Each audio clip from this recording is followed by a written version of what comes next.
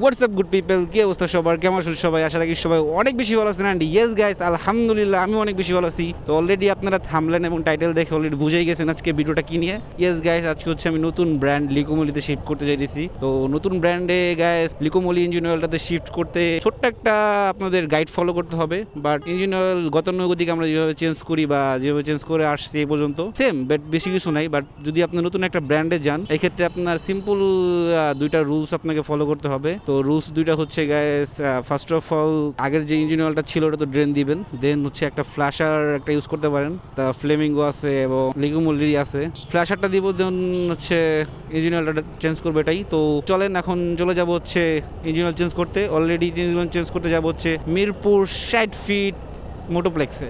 তো let's go to Motoplex. Finally guys already মোটোপ্লেক্সে চলে আসছি। বাট আপনাদেরকে যেটা বলতেছিলাম, তো বেসিক্যালি হচ্ছে আমি নতুন ব্র্যান্ডে শিফট করতেছি। তো নতুন ব্র্যান্ড হচ্ছে ইঞ্জিন হচ্ছে লিকোমনি। জি ভাই, হ্যাঁ হ্যাঁ হ্যাঁ। তো নতুন ব্র্যান্ডে যেটা যাচ্ছি গাইস, ওটা হচ্ছে লিকোমলি 10W40, যেটা ফুল সিনথেটিক, ওইটাতে যাচ্ছি।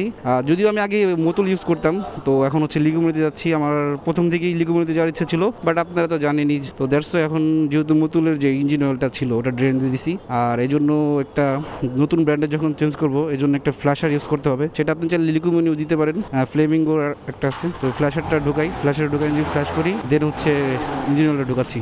তো গাইস, তো এখন ইঞ্জিন ফ্ল্যাশারটা ঢেলে দিব। আর ইঞ্জিন ফ্ল্যাশারটা দিচ্ছি হচ্ছে হলো, এটা হচ্ছে ফ্লেমিঙ্গোর ইঞ্জিন ফ্ল্যাশার। এটা কত এমএল মামা? এটা হচ্ছে 443 এমএল। বাট ইঞ্জিন অয়েল থাকে কিন্তু গাইস 1000 এমএল। তো 55তে দিলাম, একদম ডিরেক্ট 7টায় হচ্ছে গাইস এটাকে ড্রেন দিয়ে দিব। তো 5 মিনিট রাখবো। আর ইঞ্জিন ফ্ল্যাশার দিয়ে আমার মনে হয় পিক আপ না করাটাই বেটার। পিক আপ মেবি করতে হয় না, পিক আপ যদিও পিক আপ করলে এটা হচ্ছে একদম একদম তরল জাতীয় জিনিস, তো মানে লুব্রিকেন্ট নাই, থাকে না আর কি। দ্যাটস হচ্ছে ইঞ্জিন যদি বেশি রেফ করেন তাহলে হচ্ছে ইঞ্জিনের আর কি সমস্যা হবে, এটাই।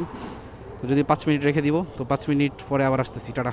তো ফাইনালি গাইস 5 মিনিট হয়ে গেছে। তো ঘড়িতে টাইম বাজতেছে হচ্ছে এখন একদম ডিরেক্ট, তো 5 বেজে গেছে। তো 4 মিনিট প্লাস 5 মিনিটের কাছাকাছি। এখন ওইটা হচ্ছে ড্রেন দিয়ে দিচ্ছে। আর এটার ড্রেন দিলে কী বেরোয়? হ্যাঁ, ময়লা আছে এটার সাথে, ময়লা তো থাকবেই।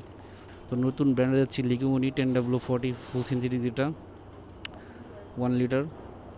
তো গাইস ঢুকে যাচ্ছে লিকোমনির ইঞ্জিন অয়েল, লেভেল পুরো ফুল আছে।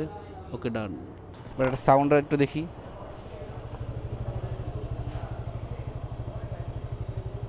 সাউন্ড এখন বোঝা যাচ্ছে না, সাউন্ড আগের মতোই বোঝা যাচ্ছে। বাট চালাই কিছুদিন চালানোর পরে বুঝতে পারবো, আই হোপ। টোটাল কত গেল? 1500, আর হচ্ছে 350, আর হচ্ছে 180। হিসাব করা এখন কত গেছে? হ্যাঁ, কাছাকাছি। ওয়েট হিসাব করি, 1500 প্লাস 350 প্লাস 180, 2030 টাকা। তো বিসমিল্লাহির রহমানির রহিম গায়েস। তো নিউ ইঞ্জিন অয়েল অফ, নতুন ইঞ্জিন অয়েল ঢোকানোর পরে গ্যাস একটু ডিফারেন্ট লাগতেছেই। বাট একটু চালাই, কিছু কিলোমিটার চালাই, দেন হচ্ছে এটার লিকুইডিটি ফার্স্ট টাইম শিফট করলাম। নতুন ইঞ্জিন অয়েল যে কোনো ব্র্যান্ডেরই দেন, মানে ভালো অথেন্টিক দিলে মানে পারফরমেন্স পুরানোটার তুলনায় তো প্রথমে একটু ভালো লাগবেই।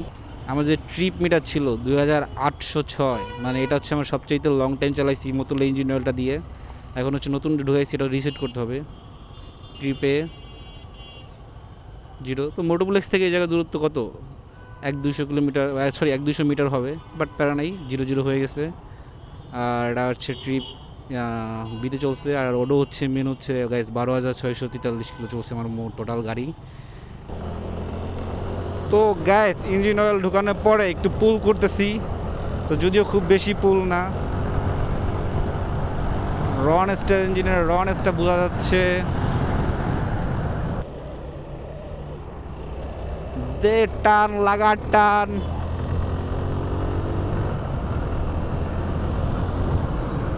সো এখান থেকে স্লোলি যেতে হবে, বিকজ না হলে আমি তো পোল্ট্রি খেয়ে যাব। বাট আমার লাস্ট ভিডিওতে গাইস অলরেডি আপনারা জানেন যে আমি এখান থেকে স্লিপ করছিলাম, তো যদিও কিছু হয় নাই। এর ওটাতে টান দেবো, বাট টান দিব কি গাইস? সামনে যে স্পিড ব্রেকারগুলো আছে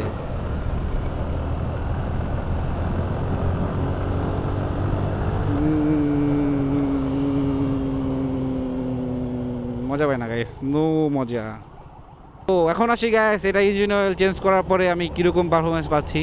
তো বেসিক্যালি কার জন্য একটা বাটি পড়ে গেছে মামা।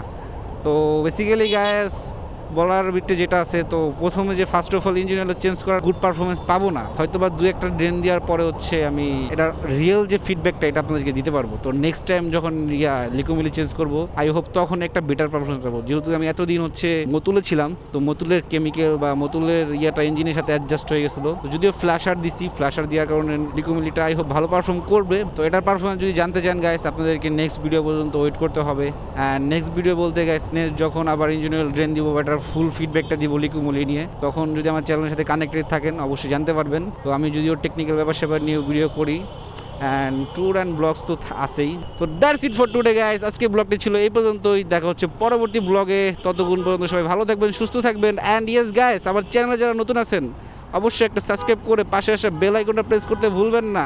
অ্যান্ড বাসমামা তুমি একটু বেশি ধুমা খাওয়া দিছো। তো যাই হোক, যারা চ্যানেল নতুন আছেন একটা সাবস্ক্রাইব করে দিবেন, আর কোনো কমেন্ট থাকলে অবশ্যই কমেন্ট করে জানাবেন। Tata, bye bye, have fun, piece.